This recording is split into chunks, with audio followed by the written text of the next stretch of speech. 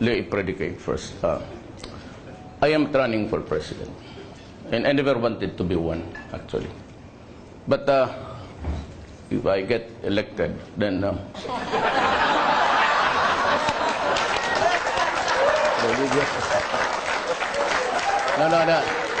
I was just joking with the lady. Ayaw ko talaga. I do not covet, I've said repeatedly. There was never in any forum that I said I'm running. Sabihin ko na lang ngayon, total, nandito na lang rin lahat. Ayaw ng pamilya ko. Pati yung anak ko nung naging mayor. And she is very vocal about it. And I don't know about my first wife. I have not talked to her. But my second wife, she does not also want me into the loop. The third and fourth, may dalawa pa ako. But if I want to be president, you should know that I have this vice versa. Pero ito, I keep this sort of mistresses, but hindi ito gastos ng gobyerno. I mean, they do not, I do not house them in condominiums, high-rise, or villages naman. Boarding house lang ito silang dalawa. I wasn't able to. Okay, ulit nga. Kalimutan ko. Mayor, mukhang nadidistract kayo. Medyo maganda ho yung una nagtanong. Pero ang question po niya is, what is the first thing that you will do if you are elected? I would suggest to the next president, the first thing that I'll do is 25,000 below, no more income tax. They can go home with their money. Second, as I will increase the salaries of our soldiers and policemen. Kulang yan, we cannot control corruption. Alam mo, diretso na lang natin. Mabuti pa. Let me tell you a story. I am not interested. I posted that declaration 2 years ago in the official website of Davao City government. Sinabi ko doon, I do not covet the position. It does not appeal to me. I have no need for it, and I don't want it. My stand today stays. Pero kung ako ang nandyan, I will not waste my 6 years to add to the 6 years of the past presidents. I hate to stay there for 6 years with an inutil term. Tapos sabihin ko lang niya after 6 years, ladies and gentlemen, my beloved countrymen, I did my best. But just the same, like the others, my hands are tied. We have to honor the Constitution, this Congress, and everybody, things like that. Because in that Constitution, may nakita silang wellspring eh. And that is the appropriation. For as long as the President has to ask money from Congress, specifically from the lower house, wala ka talagang magawa. Every time that you do it, they would say, we will impeach you. What I tell you, I will not sit there for an uneventful term. Either I make something new of our country or I resign immediately.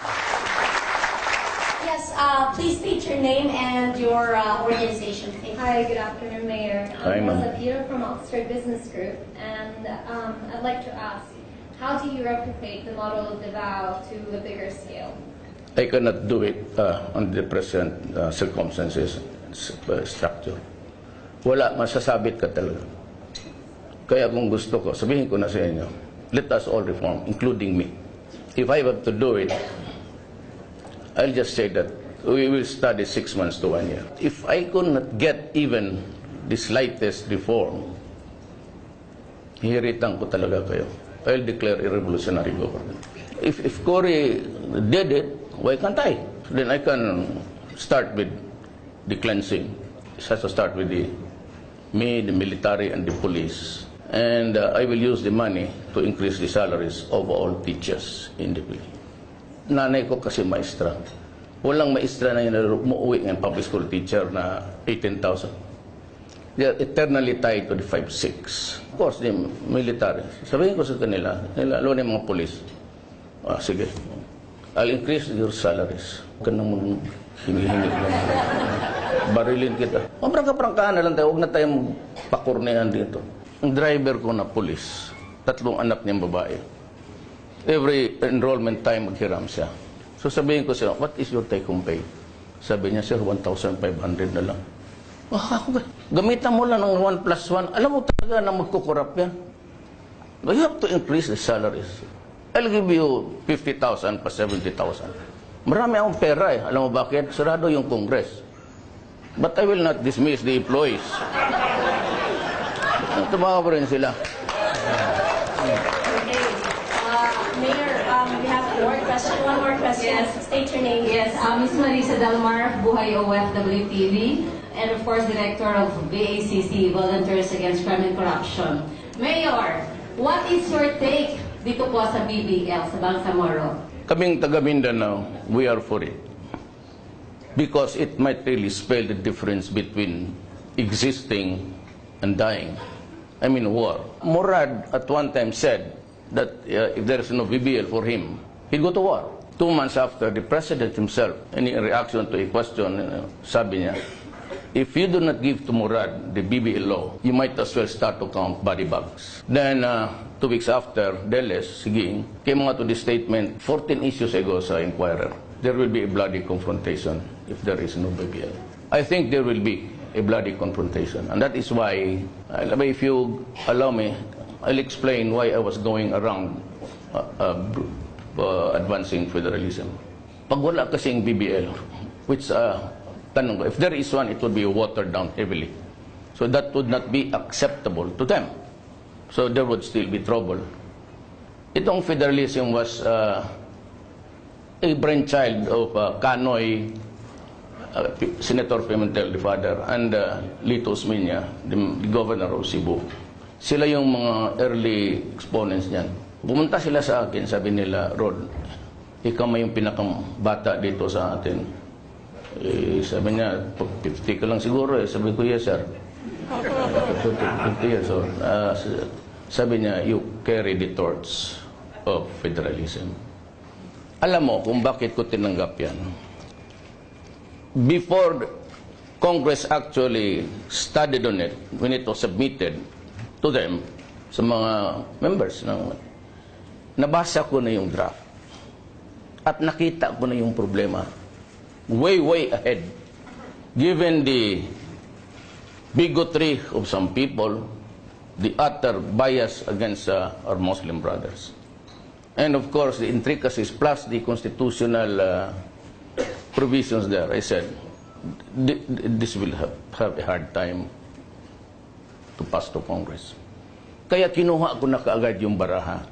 So I was going around every city. I could not go to Congress because sila ang matatamaan ng federalism. You just have to do away with the unitary type. You go federal, they will lose their jobs, power and money. So I went around cities promoting federalism sa local officials. Yun ang ano ko. At may nakita itong iba dito, yan, sa harap ko, yung iba nandoon. Sinakyan na lang na for president. Sinabi ko, ayaw ko. So, Mayor, marami pa po. There's one over here. I'm Cynthia Carrion from the Philippine Olympic Committee and former Undersecretary for the Department of Tourism and Philippine Sports Commission. And I just wanted to know that all of us here, all I know, are clamoring for you to be the president to announce. But I would like to have the job of convincing your wives to please allow me to be president.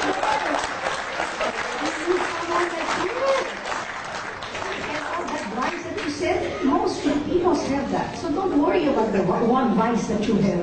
So we want you to be president. Please, sir. Alam mo na, sa totoo lang, if I may just, you would allow me, hindi ko na talaga panahon. And I would just cite the Bible, Ecclesiastes 3. There's a time for everything. To be great and to be small. Time for plenty and a time for want. A time for sorrow and a time for joy. Live time to die.